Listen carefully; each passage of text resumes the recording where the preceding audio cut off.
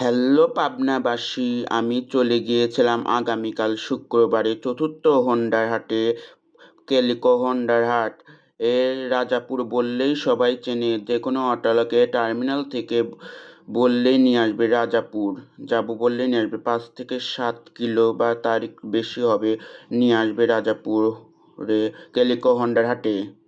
ওই ফুটবল খেলার মাঠে প্রয়োজনে এটা বিক্রি করে আরো একটি অন্য সেকেন্ড হ্যান্ড গাড়ি কিনে সেই গাড়িতে করে তোমাকে ঘুরবো। আপনাদেরও বলে আসবেন প্রতি শুক্রবার।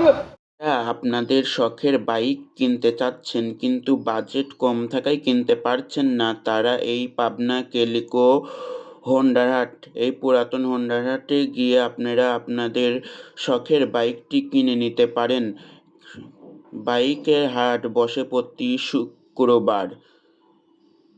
আমি আগামীকালকে গিয়েছিলাম চতুর্থ হোন্ডার হাটে। পাবনা বাস টার্মিনাল থেকে যে কাউকে বললেই নিয়ে চলে আসবে।